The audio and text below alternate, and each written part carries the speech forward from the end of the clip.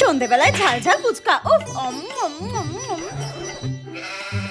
কাকু একদম ঝাল হয়নি, একটু ঝাল দাও বেশি করে। এই ঝালে হয় নাকি? একটু বেশি করে ঝাল দাও, লঙ্কা দিয়ে দাও। ঠিকই তো আছে ঝাল রে।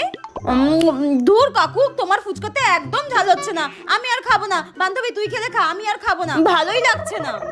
আমিও আর খাবো না, আমারও হয়ে গেছে। আমি অনলাইনে পেমেন্টটা করে দিচ্ছি, ঠিক আছে?